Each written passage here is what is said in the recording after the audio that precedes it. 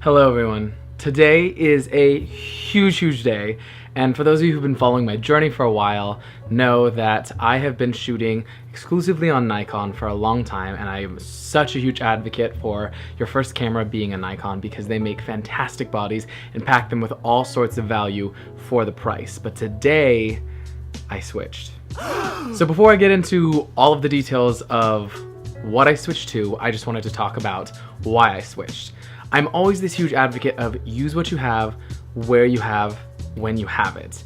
And that means that you have an iPhone, use your iPhone. If that means you can afford this small DSLR camera that's entry level, use that. For the longest time, I've been using an entry level DSLR, but there comes a point where something goes from being a hobby or something that you really enjoy doing all the time to a job.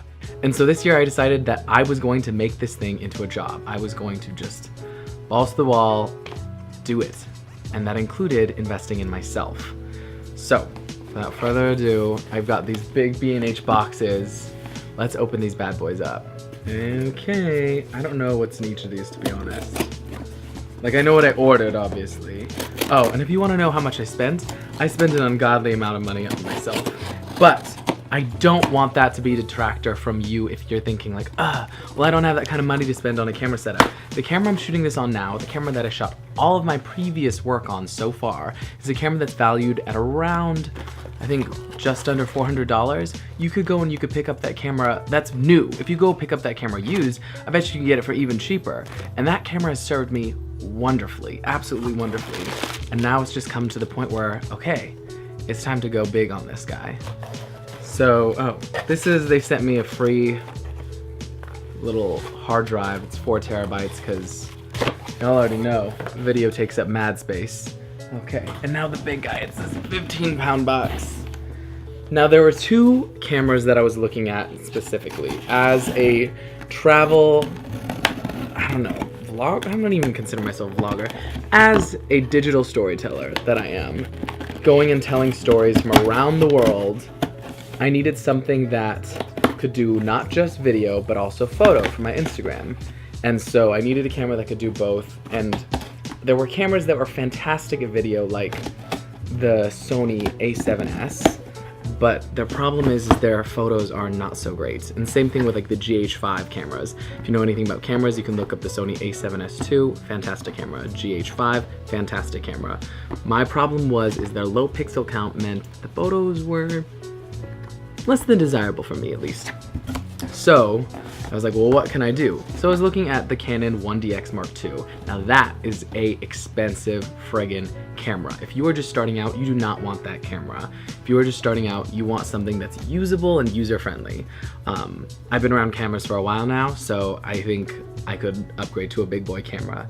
The only problem is it is a big boy camera. That camera is a monster.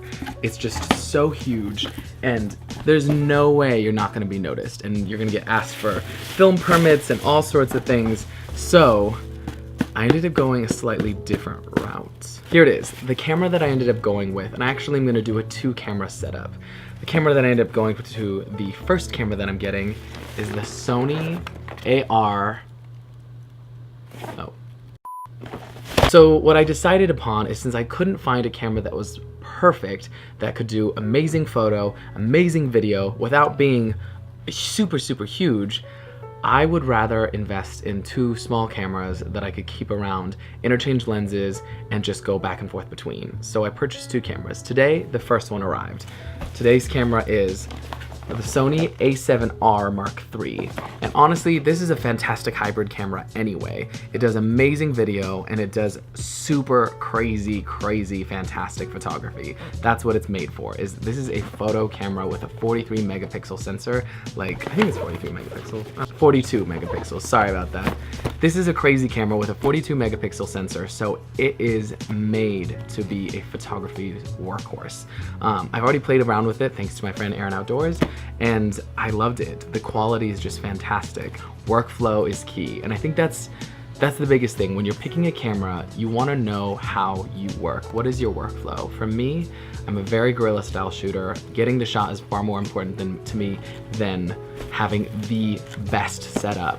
So I'd rather have a setup that kind of is a little I don't know, unorthodox, although Sony is on the come up and everybody's using Sonys these days. I would rather have a mirrorless setup where I have 2 light cameras that I can keep in my backpack, one that's fantastic for video, one that's fantastic for photo, and then just shoot between those, depending on what my needs are. Because honestly, I think both of these cameras probably are lighter than what the 1DX is. Let's talk lenses. Lenses, we have the 90mm macro lens. I love this because it just adds a whole nother layer of depth to the shots that I'm gonna get. It's the shots that are the eye shots or something that's super, super close. It's an angle that you don't always see. I got the 50mm, a nifty 50, 1.4, great for low light, which Sony's already great at. I also have this guy, 24-70 2.8. This is a great all-round lens. It covers a whole range of focal lengths, and then a 2.8 f-stop means that I can still get that nice bokeh in the back. And then 16-35 2.8. So this covers a wider range. So for me doing a lot of travel stuff, this is gonna be my wider focal length for doing things like that. And still at a 2.8 f-stop, I can still get some cool bokeh and do some cool things with the camera.